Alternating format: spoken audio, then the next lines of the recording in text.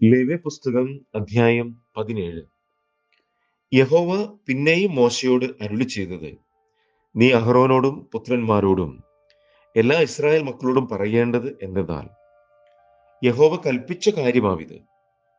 Israel ഗൃഹത്തിൽ ആരെങ്കിലും കാളയെയോ ആട്ടിൻകുട്ടിയെയോ കോലാടിനെയോ പാളയത്തിൽ വെച്ചെങ്കിലും പാളയത്തിന് പുറത്ത് വെച്ചെങ്കിലും അറുക്കുകയും അതിന് യഹോവയുടെ കൂടാരത്തിന് മുൻപിൽ യഹോവയ്ക്ക് വഴിപാടായി അർപ്പിക്കേണ്ടതിന് സമാഗമന കൂടാരത്തിന്റെ വാതിൽക്കൽ കൊണ്ടുവരാതിരിക്കുകയും ചെയ്താൽ അത് അവന് രക്തപാതകമായി എണ്ണേണം.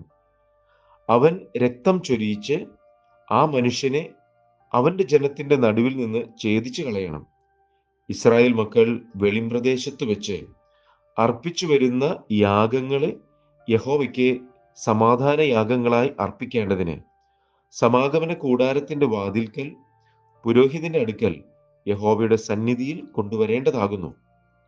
പുരോഹിതൻ അവയുടെ രക്തം സമാഗമന കൂടാരത്തിന്റെ വാതിൽക്കൽ യഹോവയുടെ യാഗപീഠത്തിന്മേൽ തളിച്ച് മേധസ് യഹോവയ്ക്ക് സൗരഭ്യവാസനയായി ദഹിപ്പിക്കണം.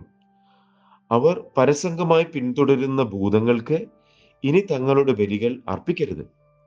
ഇത് തലമുറ തലമുറയായി അവർക്ക് എന്നേക്കുമുള്ള ചട്ടമായിരിക്കണം.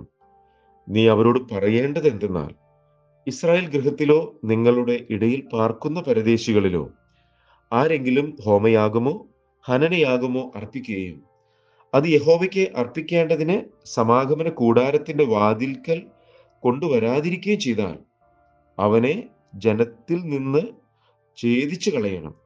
ഇസ്രായേൽ ഗൃഹത്തിലോ നിങ്ങളുടെ ഇടയിൽ പാർക്കുന്ന പരദേശികളിലോ ആരെങ്കിലും വല്ല രക്തവും ഭക്ഷിച്ചാൽ രക്തം ഭക്ഷിച്ചവന്റെ നേരെ ഞാൻ ദൃഷ്ടിവെച്ച് അവനെ ജനത്തിന്റെ ഇടയിൽ നിന്ന് ഛേദിച്ചു കളയും. മാംസത്തിന്റെ ജീവൻ രക്തത്തിലല്ലോ ഇരിക്കുന്നത്. യാഗപീഠത്തിന്മേൽ നിങ്ങൾക്ക് വേണ്ടി പ്രായശ്ചിത്തം കഴിപ്പാൻ ഞാനത് നിങ്ങൾക്ക് തന്നിരിക്കുന്നു. രക്തമല്ലോ ജീവൻ മൂലമായി പ്രായശ്ചിത്തമാകുന്നത്. അതുകൊണ്ടത്രേ നിങ്ങളിൽ യാതൊരുത്തനും രക്തം ഭക്ഷിക്കരുത്, നിങ്ങളുടെ ഇടയിൽ പാർക്കുന്ന പരദേശിയും രക്തം ഭക്ഷിക്കരുത് എന്ന് ഞാൻ ഇസ്രായേൽ മക്കളോട് കൽപ്പിച്ചത്. ഇസ്രായേൽ മക്കളിലോ നിങ്ങളുടെ ഇടയിൽ പാർക്കുന്ന പരദേശികളിലോ ആരെങ്കിലും തിന്നാകുന്ന ഒരു മൃഗത്തെയോ പക്ഷിയെയോ വേട്ടയാടി പിടിച്ചാൽ അവൻ അതിൻ്റെ രക്തം കളഞ്ഞ് മണ്ണിട്ട് മൂടേണം. സകല ജഡത്തിൻ്റെയും ജീവൻ അതിൻ്റെ ജീവാധാരമായ രക്തം തന്നെ. അതുകൊണ്ടത്രേ ഞാൻ ഇസ്രായേൽ മക്കളോട് യാതൊരു ജഡത്തിൻ്റെ രക്തവും നിങ്ങൾ ഭക്ഷിക്കരുത് എന്ന് കൽപ്പിച്ചത്. സകല ജഡത്തിൻ്റെയും ജീവൻ അതിൻ്റെ രക്തമല്ലോ. അത് ഭക്ഷിക്കുന്നവനെയെല്ലാം ഛേദിച്ചു കളയണം. താനെ ചത്തതിനെയോ പറിച്ചു കീറിപ്പോയതിനെയോ തിന്നുന്നവനൊക്കെയും സ്വദേശിയായാലും പരദേശിയായാലും വസ്ത്രമലക്കി വെള്ളത്തിൽ കുളിക്കുകയും സന്ധ്യ വരെ അശുദ്ധനായിരിക്കുകയും വേണം. പിന്നെ അവൻ ശുദ്ധിയുള്ളവനാകും. വസ്ത്രം അലക്കാതെയും ദേഹം കഴുകാതെയും ഇരുന്നാൽ അവൻ കുറ്റം വഹിക്കണം.